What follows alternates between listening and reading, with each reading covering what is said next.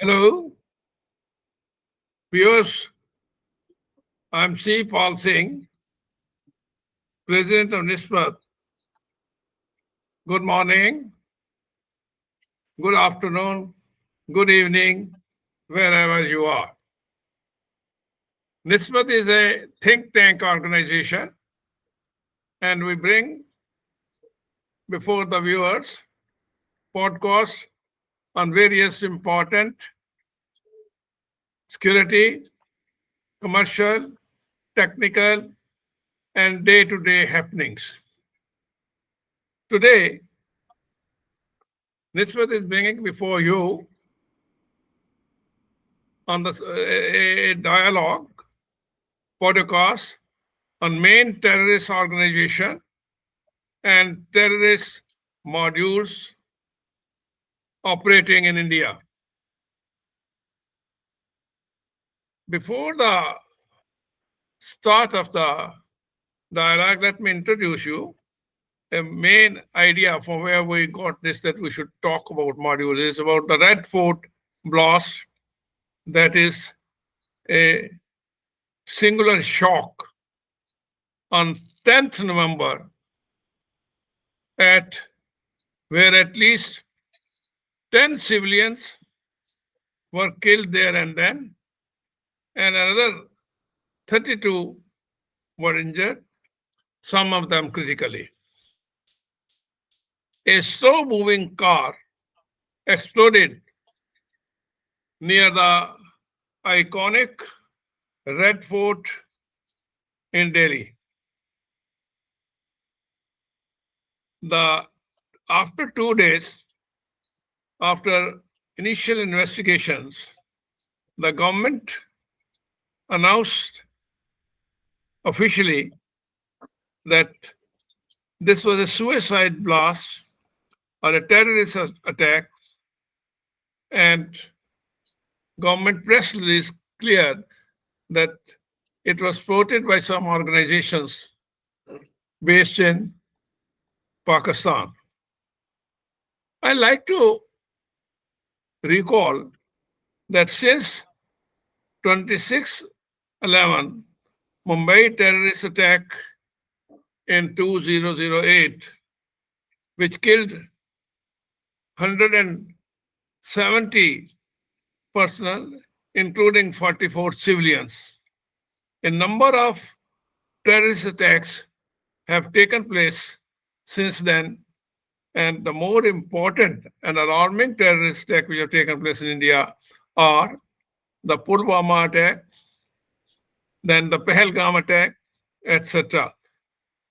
These terrorist attacks have been backed and supported by terrorist organizations based outside India and have been executed by terrorist modules either after infiltration from across the border or by some terrorist groups which can be called as homegrown terrorists who activated, or some of them activated the sleeper cells. We'll go into the details again.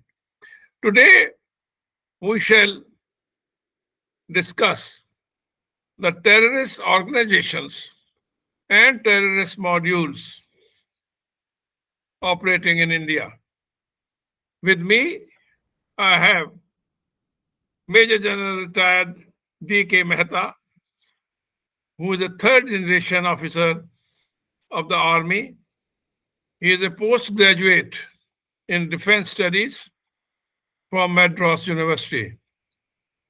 He has seen active operations in J&K, both in counterinsurgency areas and along the line of border control. He commanded an infantry brigade during Ops Karma also, and a mountain division subsequently. General Mehta has a very vast career in the army, illustrious career in the army, and he is also has been on appointment in the training establishment of the Army Wars College and the Indian Military Academy. I will now request General Mehta to go ahead and give us elaborate the details of these terrorist modules and the terrorist organization backing these modules. General Mehta, sir, please come Thank you, in. sir. Thank you very much for saying a few words or good words about me. Now, let me also introduce Mr. C Pal Singh, who is the president of NISSMAT. Mr. C Pal Singh joined the Central Police Service in 1962. He underwent the initial training in the Central Police Training College at Mount Abu and also alumni of the prestigious National Police Academy of Hyderabad, where he completed his advanced police training.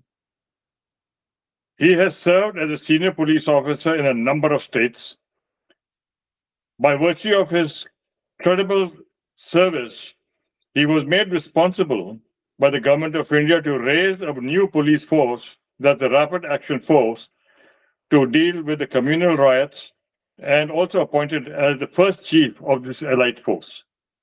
In recognition of his outstanding performance during the service, he was decorated with the President's Police Medal for Distinguished Service, Indian Police Medal for Meritorious Service, Indian Police Special Duty Medal with bar, that he got it twice.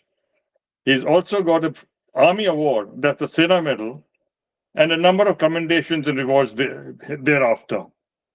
After retirement, he was conferred as the prestigious award of the Security Personality of the Year by the President of India in the Global Security Conference. Presently, he's advisor, Asian Professional Security Association, India Chapter, Honorary Director General Association of the Private Security Industry, that the CAPSI, Central Association of the Private Security Industry, India, and Association of the Private Detectives and Investigators, India. Now, sir, there's a few words on you, sir. Thank you very much. Please let us go with the description on terrorist modules. Run. Now, sir, for the terrorist modules which are operating in India, sir, I've only restricted myself to the Western Front. That is, I'm not taking the Central India, I'm not talking about the East India. I'll only restrict myself to the Western part, which is actually the trouble created as of now. So there are basically 10 groups which are operating, which have been listed in the first schedule of the Unlawful Activities Prevention Act. The three of them are Khalsa organizations. They are the Babar Khalsa, Khalistan Commando Force, Khalistan Zindabad Force. These forces, yes, they were there till some time back, but now their activities are highly restricted because of the active police organization which is working in Punjab. As far as foreign support terrorist groups are concerned, they are the LET, they're the Harkut ul Mujahideen, the Hizb ul Mujahideen, Pak Islamic Front. Now, all these organizations, they have made different names for themselves. That's to hide the identity when they're operating. For example, LET has another name, Pasban-e-Alay Hadis. JEM has Tabiq-e-Hadis. Hizbul Mujahideen, of course, is there. Hizbul Mujahideen has got Harkatul Ansar. Then you have Al Umar Mujahideen. So all these groups, they have taken a different name altogether. Just to hide their activity. And all these organizations which I'm talking of, which other than the three Sikh organizations, they are all supported by the Pakistan ISI. The ISI has been carrying out large number of operations through LET, JEM, Hizbul Mujahideen, Delta Company. The boss is sitting in Karachi, Al Qaeda, and uh, Markat ul Jihad.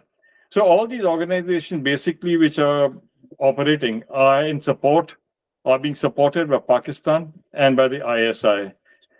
Now, JEM uh, has also now reports have come that they are also raising a female group and women group, and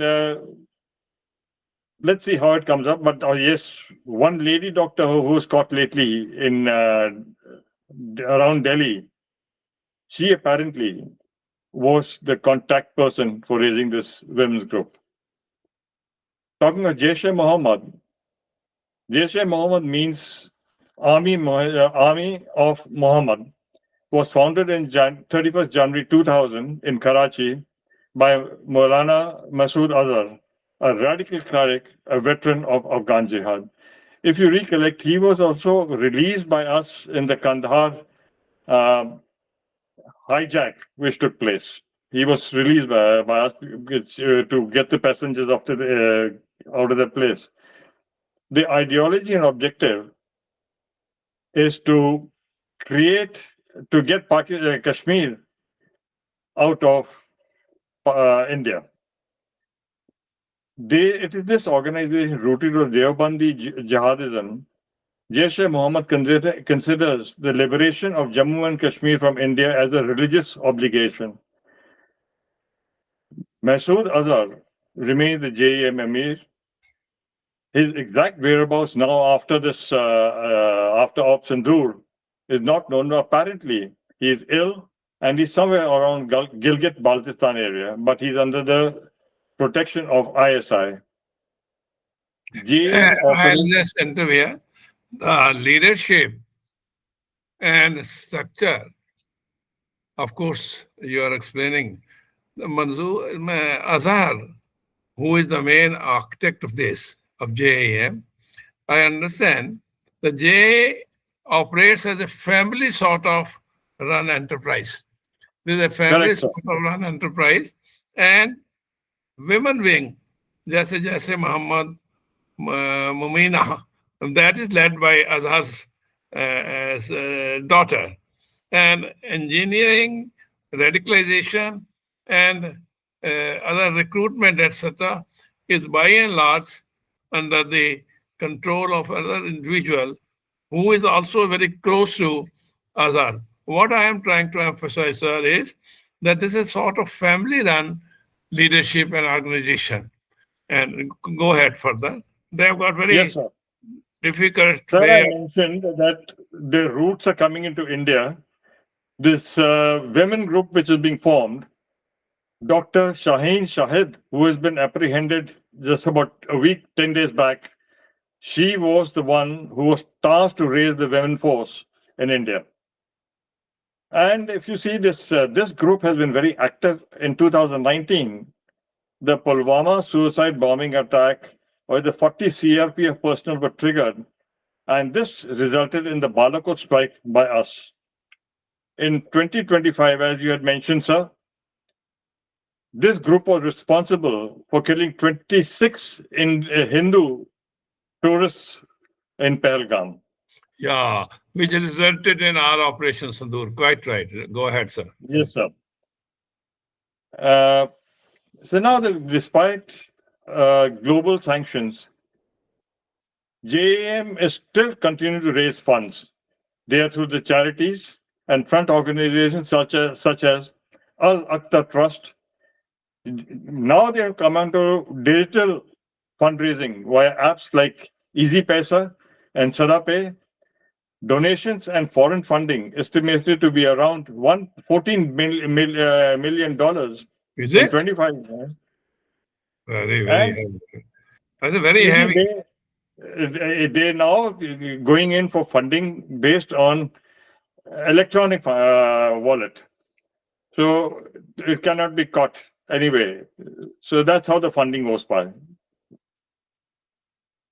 So you talk about the recent developments. The recent developments which have taken place, I would like to emphasize here, because the JAM operations and Pahalgam, etc., resulted in a very strong reaction as it is from the government of India. On May 2025, as we remember, India's Operation Sindhur destroyed the JEM's Bahawalpur's headquarters. A number of places were destroyed there, a number of hideouts were destroyed there.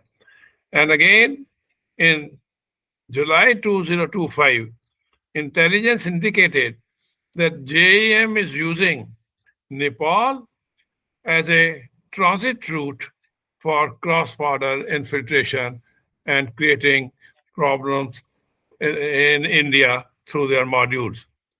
In September 2025, again, JEM commander admitted that there have been some camp losses and army has not saved us, even when they said they have betrayed their own army.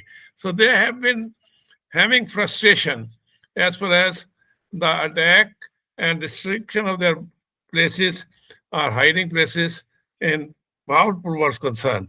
So therefore, the sense of frustration is leading sometimes to infiltration of more insurgents inside and creating more problems for India. In the let us understand that modules operating in India, that how the modules operate in India. In the vocabulary of modern security studies, terrorism is not a single uniform, is not in a single uniform shape. It emerges from different soils, different motivations, and sources of inspirations. Some groups are nurtured externally. Then they are pushed across the border and they start operating in India. Other take roots quietly within the country in which they have to operate, say in India. These internally rooted modules can be also termed as homegrown terrorist modules. Correct, sir. The homegrown terrorist modules, they have the cells usually consisting of individuals radicalized through their local network. Their local network radicalized in India, wherever they're operating. And this means that the detection of these modules becomes difficult because there are local people who are involved with this. They receive structured sort of support from the hostile external entities. As in this case, the JEM was their external entity, but they were homegrown by and large as far as the recent Red Fort blast is concerned.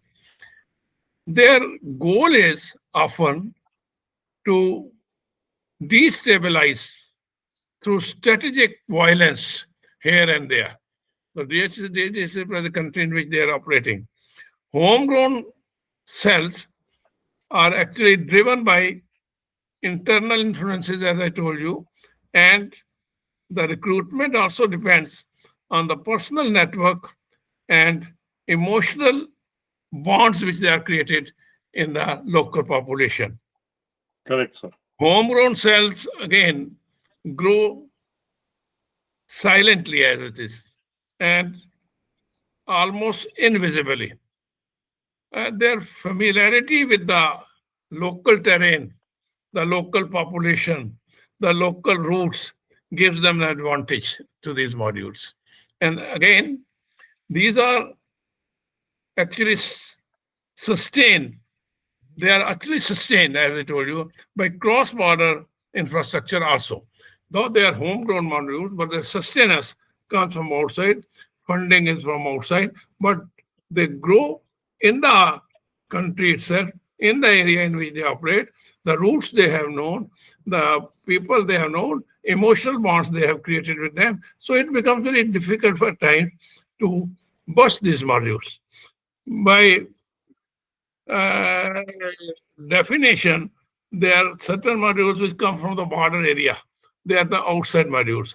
I like Jansab to, you may describe, elaborate that broad-based groups, how they rely on infiltration routes.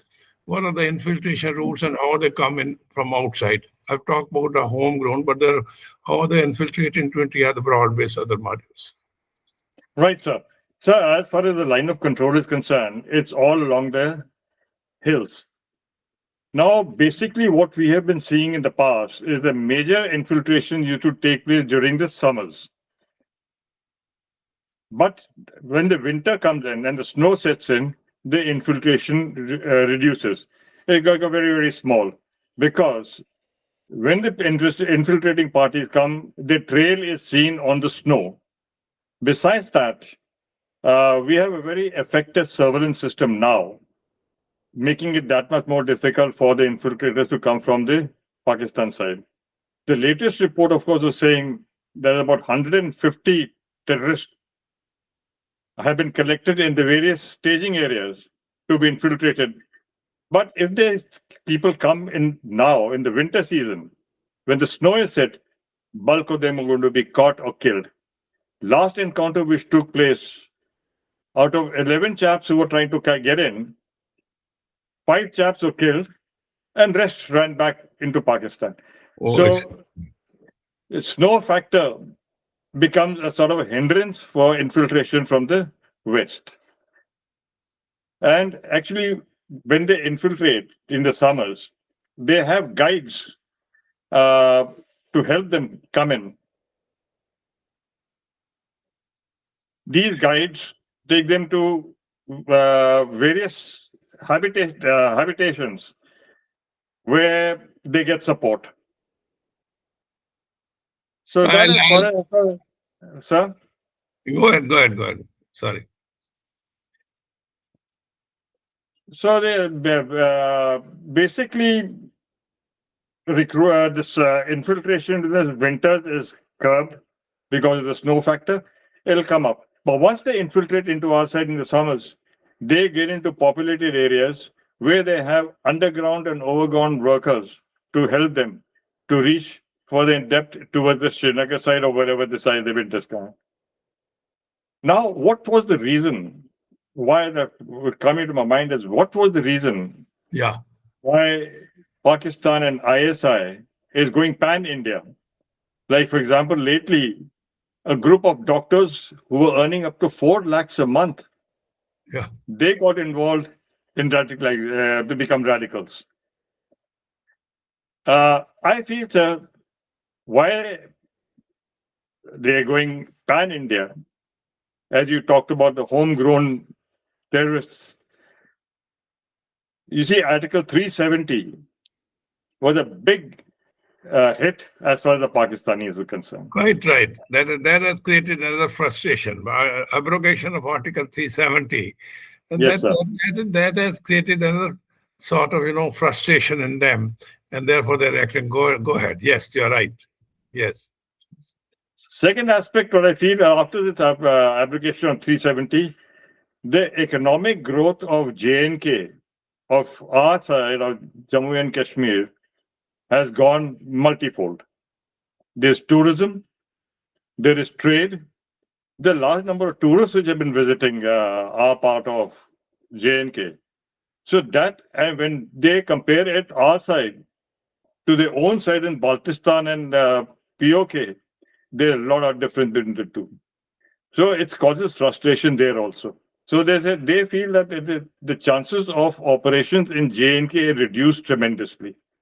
So they want to go pan India, as you had I very correctly. think some alternate routes which they were using, and particularly the Pak nationals who were apprehended some time back in the process of infiltration from Nepal, probably involved in the narcotic drugs also. I think that also led to the rest also led to this sort of frustration that their evil designs are being strongly met by the government of India and agencies. Do you think? Absolutely, sir. Absolutely. No. So what we have to be a little careful now, of course, the western side, as far as the line of control is concerned, is well protected under heavy surveillance. That is what, as we brought out, people are trying to find alternate routes to come in. Nepal is one. Lately, about a month back, 3 chaps of GM were caught infiltrating from Nepal. What we have to be careful now, with a close association between Pakistan, ISI, and Bangladesh. Quite right. Yes, particularly, what do you say, your reaction on Bangladesh also and Nepal also are now in turbulence. It is, I think, likely to give a further vent to the terrorist modules or terrorist organizations in India. And then top of it, you see that after this, the Pakistan Amendment of Constitution is giving lot of, fillip to the Islamic organization, and particularly with the Munir himself being a very strong pro-Islamic and sort of a supporter of ISI at one time, because he was leading the ISI. So do you think that these 2-3 factors, like Bangladesh, Nepal's upsetting in Nepal, and then the constitutional amendment in Pakistan is also going to give fillip to the terrorist modules and organizations who are operating in India? Absolutely, sir. Sir, you were talking about the homegrown modules and sleeper cells, which will be the fact is that there are large number of people from Bangladesh and the Rohingyas who have come into India. There's a very large number, and they're pan-India. Yeah, Rohingyas. They have to be kept under check, because they could be exploited for nefarious activities in India, sir. You are right, because Rohingyas is another problem, because they operate in almost a camp. They have got entrenched camps in Bangladesh, and their operation on the borders of India, their camps being, their activities being on the borders of India, is a point of worry for India also. I like to tell the viewer that terrorist modules and sleeper cells. Sometimes you use the word terrorist module, sometimes you use a sleeper cell. Let me elaborate on that, and let me clarify this point. The terrorist modules are actually small operational groups, as we earlier discussed, were trained to execute attacks, while the sleeper cells are dormant network. These dormant network that stay inactive for a long duration sometimes. The sleeper cell is there. They are, of course, ultimately going to get into modules, as is it. But the sleeper cells, their network is like that they stay inactive for very long periods and activate as and when required. Maybe as and when required by those modules, maybe as and when required by the infiltrating modules or the homegrown modules. But the difference is the sleeper cells normally operate through isolated units, and they use need-to-know communication. They don't go ahead with all communication. The sleeper cells only very limited need-to-know communication, and remain, as I told you, inactive for years. Therefore, the reasons is there for us, worry is there, that we have to find out the sleeper cells, the modules, homegrown modules, and the infiltrated modules. These are 3 very, very slight distinction. The infiltrated modules also come into India and operate. They have been infiltrated across the border. Absolutely. The homegrown modules also, they have got alignment with them, with the terrorist organization outside, and the sleeper cells. So therefore, sleeper cells become, as I told you, active as and when desired, and they remain silent for a long time. So we, the internal security forces in India, have to keep vigil, because the sleeper cell can become potential at one time, that we are looking after the modules, and all of a sudden some sleeper cell becomes active. So these are some points which have to be kept in view. Then Mehta, will you please explain that how Uh, the geographic and demographic challenges are faced by India as far as these terrorist modules are concerned? yes, sir. Sir, as far as as I mentioned earlier, as long as the line of control is concerned, it's all along the mountainous region. Other than in the south, say Akhnur area and little beyond that, Naushera. By and large, the complete line of control is a hilly sector. It has got heavy vegetation of pines and deodar. So uh, infiltration becomes that much simpler because of the vegetation which is there. But with our surveillance system that we have, it's becoming that much more difficult for them to come in. Then, second aspect is that the population centers are not very far from the line of control towards our side. Oh, So when these people infiltrate, they have guides to get them in, and they come into the populated areas and merge with the population there. And thereafter, after some rest and refit, then they go to the various areas where they are told to go for the operations. Sir. So it is becoming that much more difficult for them along the line of control well, as they build. I'd like you to elaborate. Nowadays, after this particular operation, Red Fort blast, the lot of things, lot of ways, the being termed bioterrorism. They are calling it bioterrorism and all. How do you define that? How do you explain? Actually, bioterrorism only in terms of use of certain material, and that material may be called a biological material or something. So therefore, Absolutely. bioterrorism. But what is your explanation about it? Absolutely, sir. You see the group of doctors which have been caught lately. Mhm. There is one person who was making resin out of the product which is available in the market. And he made a small distillery to take up the resin. And it's a very potent poison. He Oh, could, there is no antidote to this resin as such even today. and Now, and the other chaps who are in this university and who are teaching in the university, are doctors, they have been picking up fertilizers which can be utilized for as explosive. What was done in Red Fort was a fertilizer. But and the open fact, and sir, sir, the sale of this yes, nitrate, ammonium nitrate, open sale, I mean, is also a point which is worrying point, because actually it's a fertilizer and it's used by the farmers, and therefore they get it under the name of some farmer, etc. And then there's no such very strong checks on the sale of certain quantities of ammonium nitrate. Will you please go ahead with that? sir, these chaps had collected something like 3,500 kgs of this fertilizer. That means this was going all over India, or maybe certain parts of India, as an explosive. There has to be a resource control.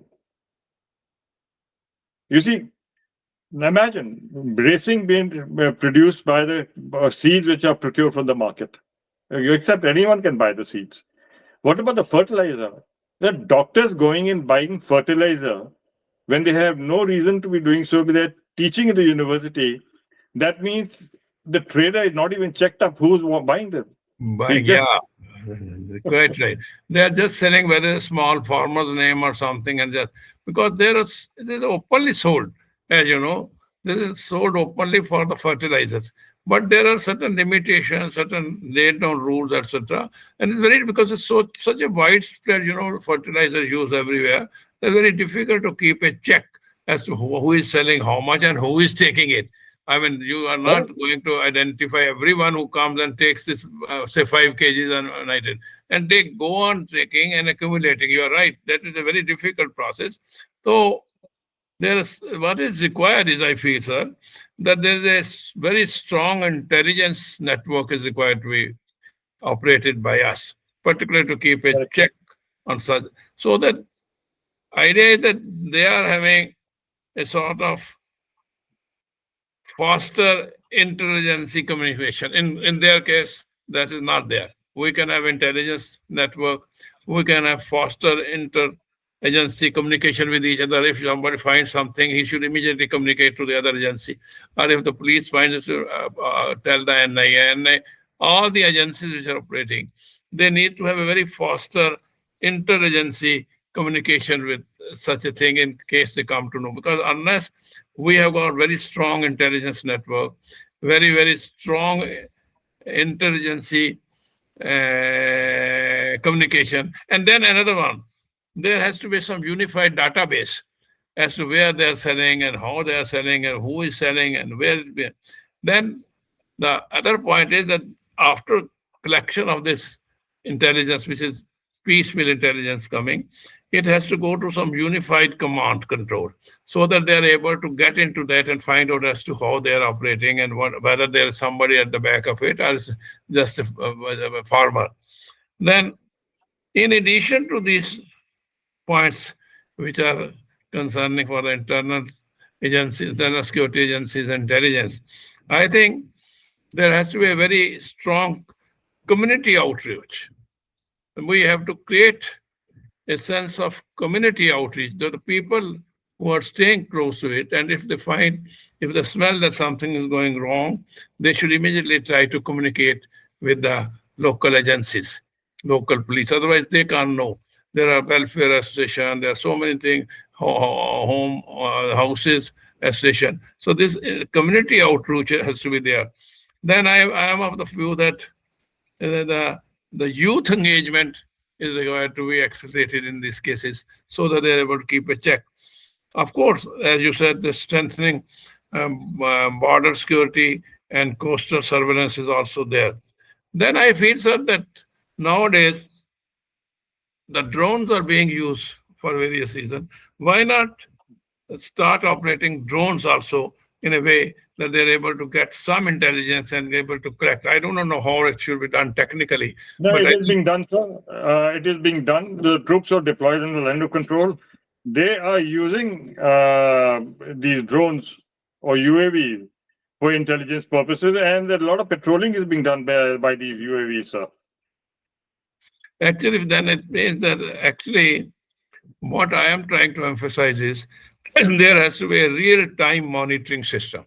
Unless we monitor it at the right time, they will create much more nuisance in our country. And community policing and local intelligence have to be generated, have to be created, Absolutely. have to be coordinated. Building trust with the local population is more important because our local population sometimes doesn't rely on the intelligence agency or the police that they will do this thing or not. So the trust has to be built that your information is valued by us and will go into detail. So I am of the view that number of things are required to be done so that even I am of the view that even encourage anonymous reporting. If there are certain anonymous report, we can just try to find out. Invariably, anonymous reports are not attended to, but sometimes the local population doesn't want to reveal its identity. Even anonymous reports, we should pay attention so that we are able to check these modules, etc. Now, we referred, earlier, I'd like to say a few words about 2611. This was a very, very defining event in Bombay, and because of the enormity of the attack, where about 106 people, including civilian and police authorities, police people, and security forces, were killed. this event was very important even at that point of time. And the people who were main, of course, in addition to JEM and all, we took all action which is required.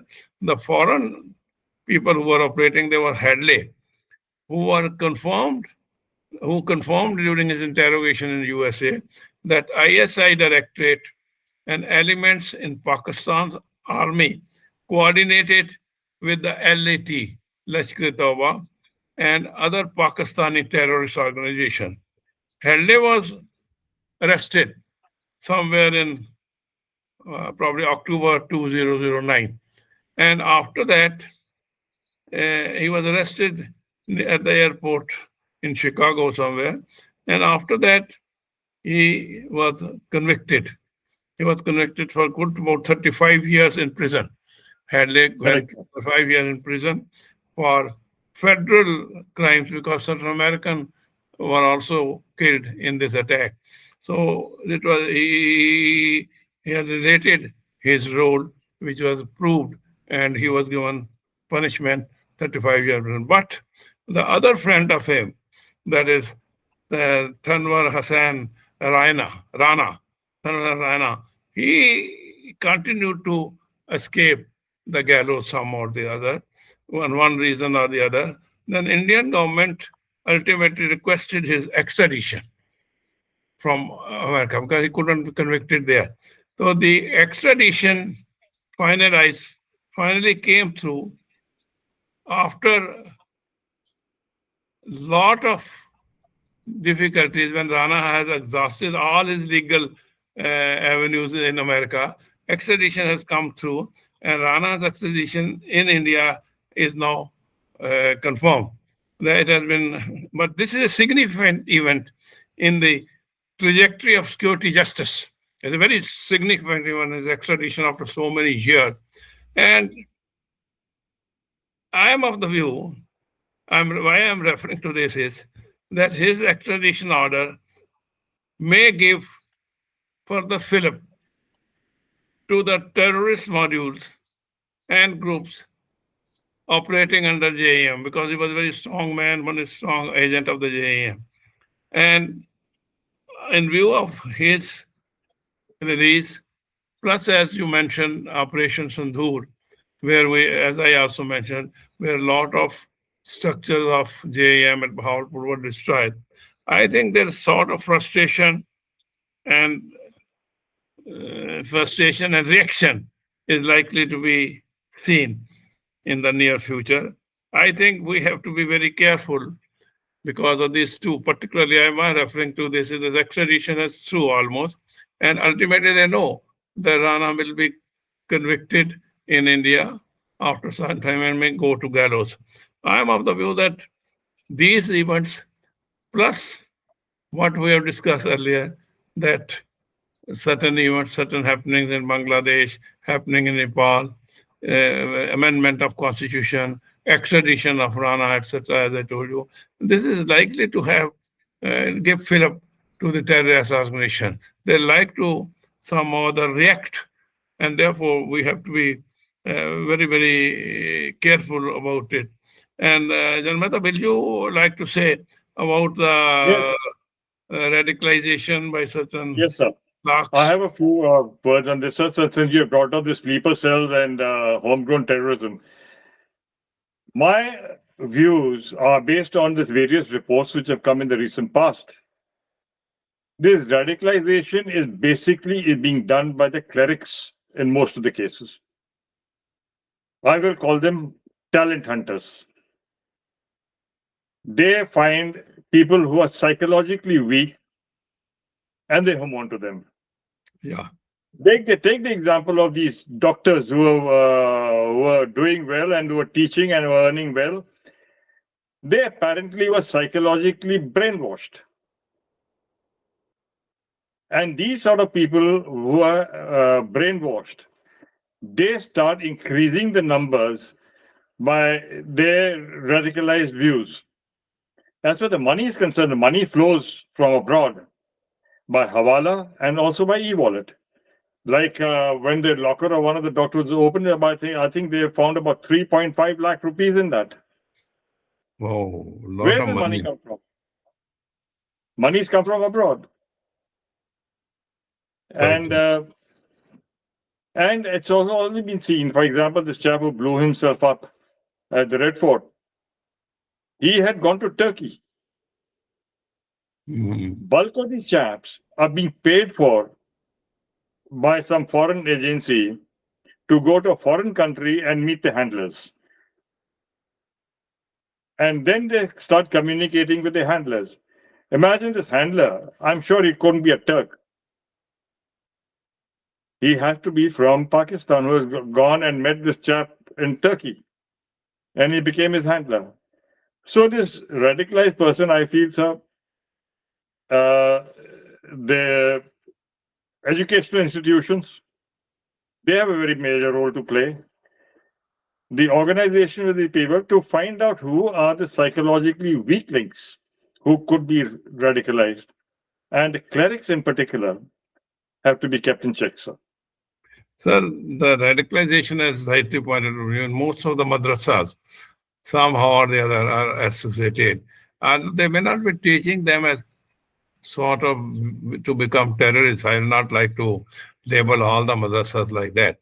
But there are certain places where this sort of radicalization does come in. And as you say, they are psychological weak persons, and they come under the ambit and the control of their sort of Maulvis and all, and they start Absolutely. uh, Absolutely.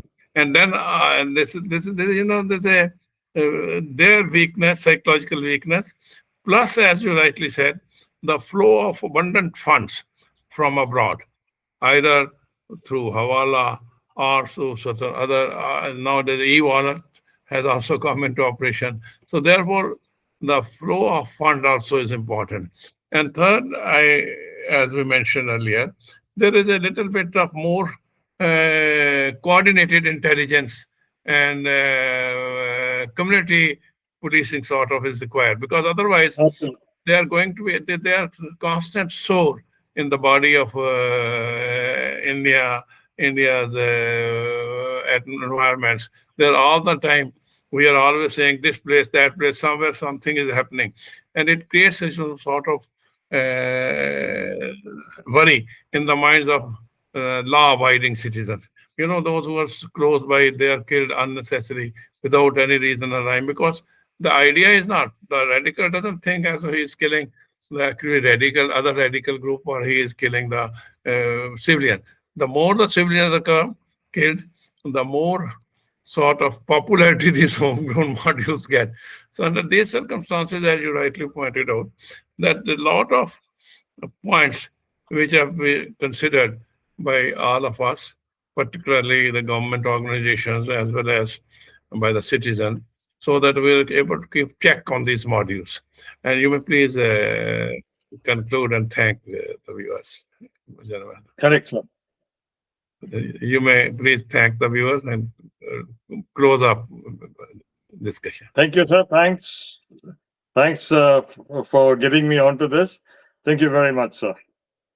Thank you, Janmata, and thank you, viewers, for watching and listening to our discussion. We'll continue with such subjects, such sensitive subjects, in our future podcasts also. Thank you very much indeed. Thanks. Thank you, sir. Thanks. Thanks. Bye.